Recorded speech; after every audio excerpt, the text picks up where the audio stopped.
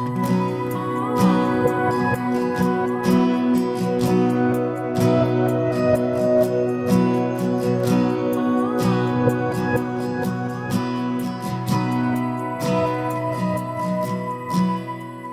va?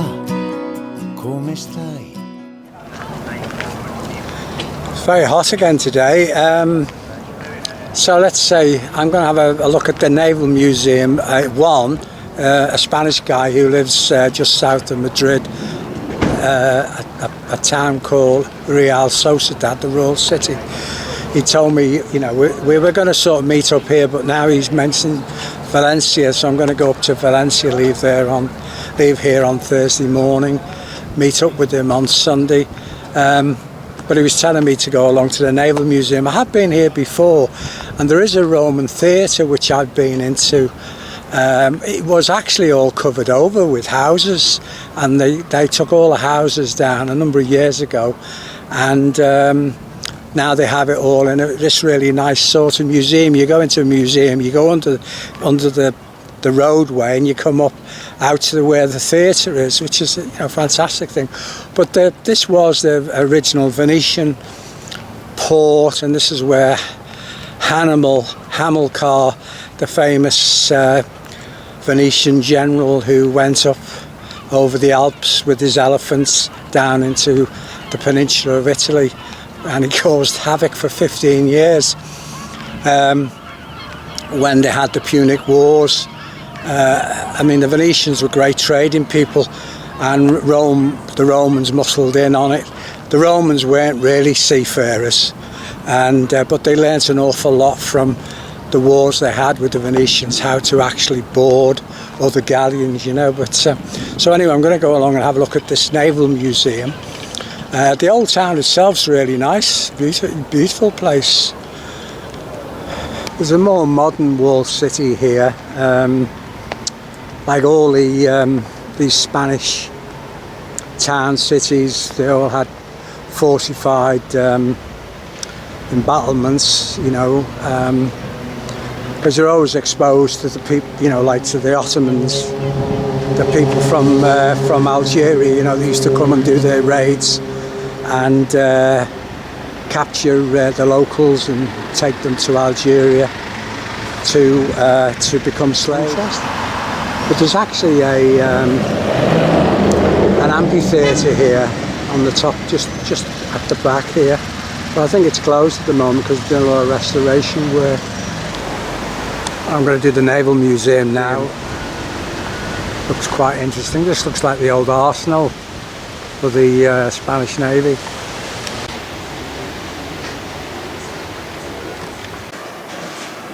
It's funny coming around the Spanish Naval Museum, because when we look not too far back in time, the Spanish were always our big nautical enemy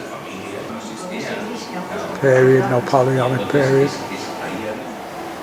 Well, and you look at these boats now and you think, you know, that was also a lateen-rigged sailing boat, which is very famous for the Portuguese.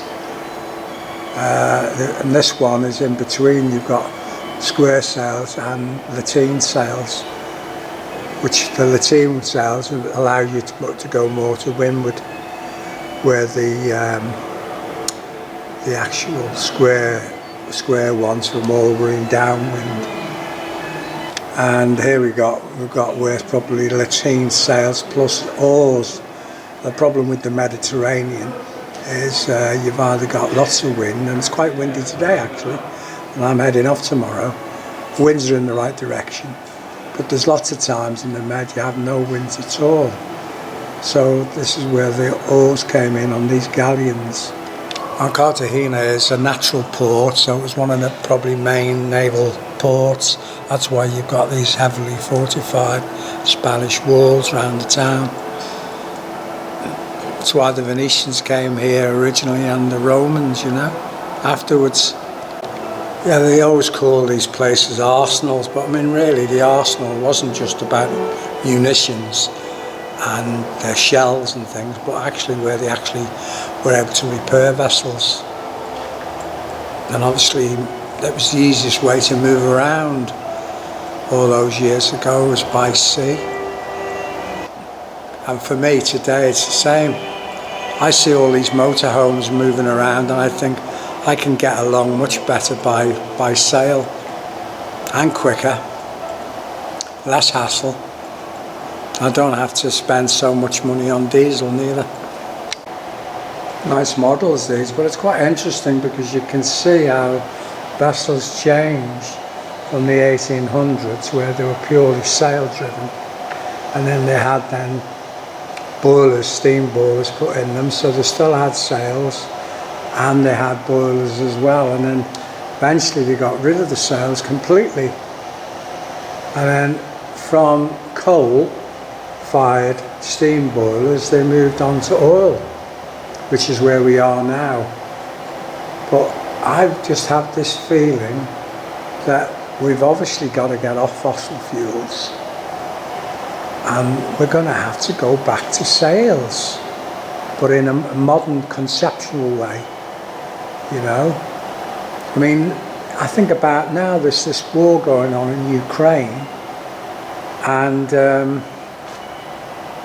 the tanks and all that, they all need fossil fuels. That's the weakness of it all. I mean, they're all grand ships, but they all have to be driven by fossil fuels other than nuclear, and maybe that's what we're going to have to do, go down more the nuclear route, small nuclear reactors on board. You know, Rolls-Royce in the UK are one of the major small nuclear reactor companies of the world. There we are here with a large turbine diesel engine. You know, it takes a lot of fuel. But years ago it was all coal. You had stokers to shovel in the coal into the boilers to generate power to turn the propellers. I mean, on this cross section of this vessel here, you can see that the engines, they take up a lot of space, plus where all the fuel's got to go as well, you know. Don't get me wrong, I still have a diesel on board, Stella Polaris. You know, and there's lots of times I am under engine, I'm not sailing because there's not enough wind to propel me along, you know. But it's much nicer sailing when you haven't got any engine on.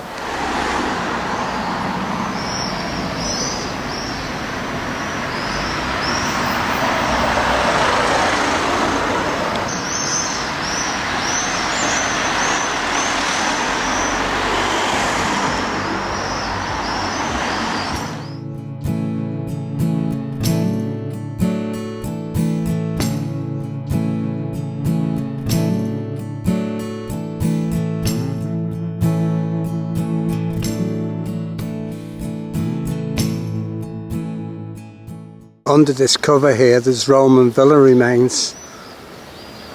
Take a pop down, see if that's open and have a look round.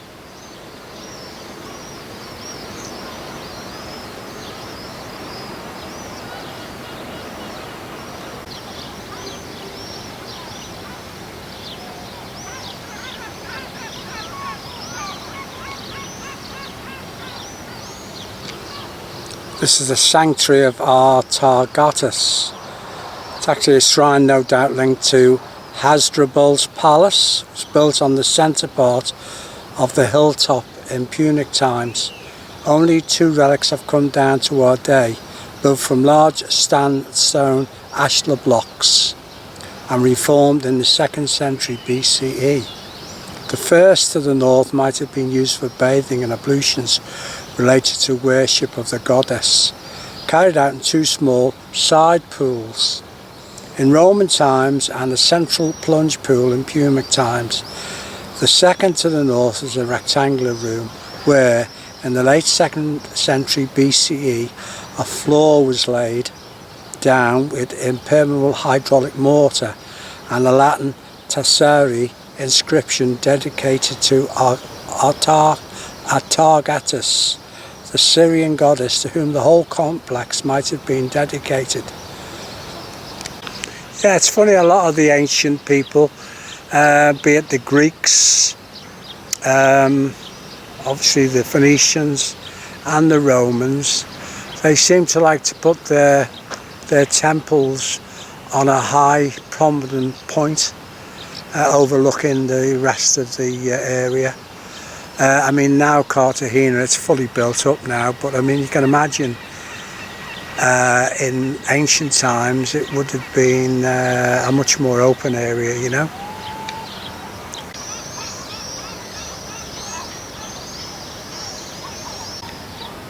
Oh, this is a flour mill here, unusual wind sail. They had quite a few of these dotted all around the hills in Cartagena. Always stood out in the hillside, harnessing the prevailing winds.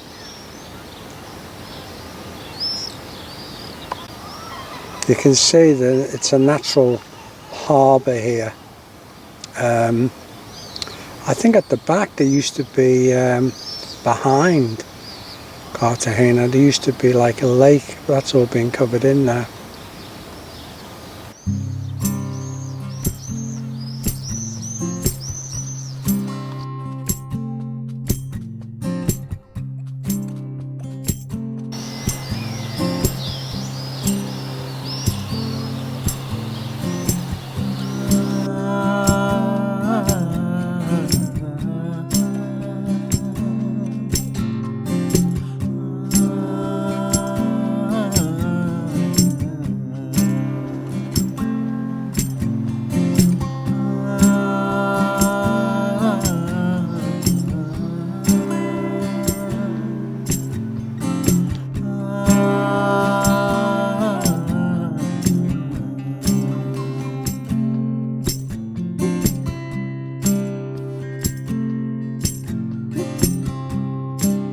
Guarda il mare, non si condisce più col sale. Guarda il bene e non ci riesce più a scaldare.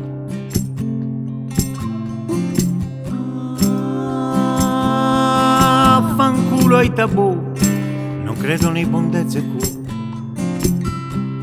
ma le piaghe nelle facce dei bambini le hai viste pure tu.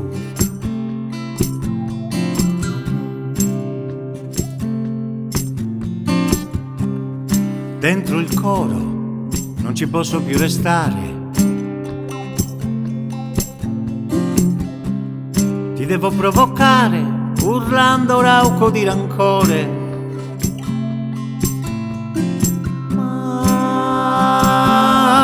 Maledettissimo cuore.